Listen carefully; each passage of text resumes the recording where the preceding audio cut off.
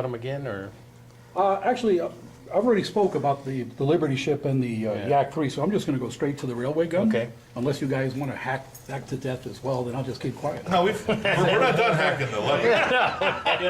Don't bother mentioning inaccuracies, we'll take care of that for you. Yeah. We're just trying to toughen you up so the YouTube I'm trolls pretty don't sure- get you. I'm pretty sure I no like one's, that. The YouTube trolls, I like that. I'm pretty sure no one's talked about those out of shape and out of proportion figures yet. We did. I We missed did. That's one of the things we were talking about. Alan pretty much covered the figures, so I'm not going to go into that. Anyway, this is the Those Trump. rail This is, spikes are too big. yeah. This is the Trumpeter version of the K5 railway gun Leopold, and contrary to Alan's disaster that he had with his kit, this went together beautifully.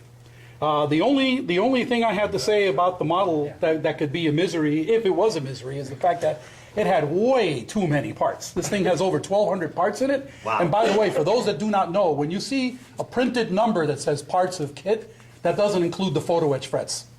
The Chinese, for some reason, don't count the photo etch. I think they really want to sell their models. And if they mention how many photo etch parts there are, they probably won't sell anything. But anyway, the kit went together beautifully. I got about somewhere between 150 and 180 hours in this. All done by hand as usual. The feathering technique that I used on the camouflage was the one I taught here at the meeting, and it worked really, really well on this model. The model depicts the K5 as she stood in March of 1944 on the Anzio, at Anzio. And if you notice closely in the model, all K5 railway guns came out of the factory painted gray. And basically when they were recamouflaged, according to several books and things that I saw online, only the outside surfaces were repainted. So that's why if you look inside there, a lot of the railway carriage, including the truck suspension system, is still left in the original field gray. It's really a shame that Trumpeter didn't go the one step further and have all of the access panels, instead of having them molded to the side of the vehicle, they should have had them open, because the interior detail of these trucks is unbelievable. Each one of these trucks has got several hundred parts to it. The brake stacks, or the brake shoes, are separate from the railway wheels.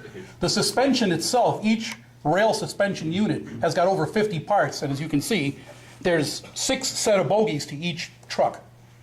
The tubing for the hydraulic system is all separate. They give you brass wire tubing and you have to shape the lines. If you look in the instruction sheet, they give you little diagrams on how to shape the tubing. So all of that is all done there. The photo etch, the base itself is in several different parts. The railway ties come in blocks of 6, and you put them from underneath the stand. They're held in place with pins, and then you slide each section of rail through the photo etch made clips. So if you look at this railway track, you know, a good 50 hours was just doing the base. So Mark, how quick would that have hit the wall? Oh, I wouldn't even started. The one interesting point that Alan brought up about his having a metal barrel, this is a plastic barrel, but they actually went about this far into the barrel rifled. And if you get a look inside there, the rifling is excellent. It's absolutely excellent. The model, like I'm a big Trumpeter fan, and and a lot of the components work. The gun elevates, the truck suspension system works. The railway wheels not only turn, they pivot. That's why you can see the sideways caster system works on this. The crane actually elevates and turns side to side. The breech can be opened on the weapon. You can actually slide out the breech mechanism and insert one of the rounds if you wanted to. Wow. It's really got a lot of working components. Sadly, though, the parts are so damn delicate. They're like, remember the old days with the monogram kits that had all the movable parts? You move them twice and they break. Yeah. The chains, they were a real nightmare putting them on, because for some reason, I don't know what they're actually made of. They're probably, I'm going to say, some kind of cast pot metal, because 3 different kinds of super glues wouldn't work. Wow. I wound up using Gorilla Glue to get them to hold in place. You go out and buy a real jewelry chain? No, the links in the jewelry chain aren't accurate. And I wouldn't want somebody online telling me they weren't to scale. Rob, you said the whole tube is plastic, the whole gun tube? The whole gun, yeah, it's all plastic. Yeah, there's no metal tube on this one, it's just all plastic. The one I built, the Dragon kit, that metal barrel does not have any rifling. It's got a depression about maybe a 1/4 inch deep on the firing end. That's it. Wow. Yeah. There are at least half a dozen to a dozen color drawings or photographs of the K5 gun. And this is the one that I used as the guide, A scale metal though. and I tried my best to match the camouflage pattern on that to this gun as best I could.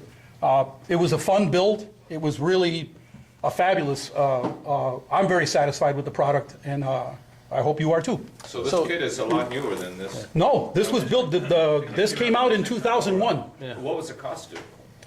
I don't know, because I was working at the hobby shop at the time, and I got it for free. But I think it's definitely it's about approaching $200 Yeah, back then. When I was looking for mine, they were both about the same price. Were they? Yeah. Okay. Yeah. So yours came with the track then, huh? Yeah. Not only does it come with the track, here's another cool feature that this kid, you can build it one of two ways. They gave you, this set of tracks as well, so you can mount the gun this way. Oh, wow. Okay, and it's all in this box, and they, unfortunately, to build it like this, you have to put it on a wooden base, and this size would have to be twice the width of this board. So I decided to put it in the transport mode, and they actually did fire it in a straight line anyway, so it was done that way too. So they never fired it from that position? No, they did, but they mostly fired it from this position because they were able to aim the weapon better this way by cantering the weapon itself. This is actually self-propelled. There's an engine inside this unit that it's actually exhaust stacks. that actually moves the weapon. And when they had the railway set up like this, they can put the truck or they can put it in center mode so they can actually pivot the weapon, and that's how they were able to transit. In this position, they can actually move the gun barrel about 5 to 7 degrees one way or the other.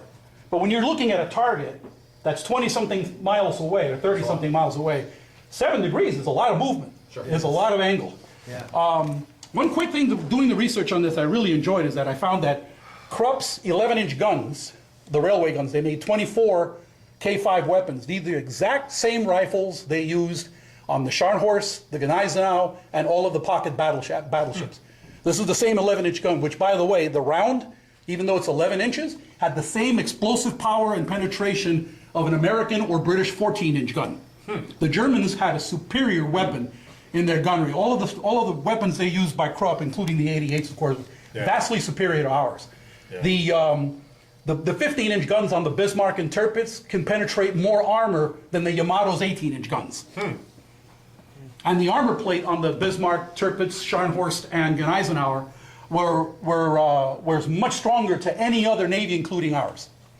The Germans really had it made when they made their Navy. Unfortunately, they just didn't have enough ships. They didn't have enough raw material. That was the biggest problem. Yeah, that's true too. Well, that's why it took Your officer hours to tipped finally over. sink the Bismarck. Yeah. No, that was just because our Navy. Figure that's the officer, he's not doing any work. By the way, you mentioned something about sinking the Bismarck. Yeah. There have been a lot of books written about that, and the book that I've got was one of the latest ones.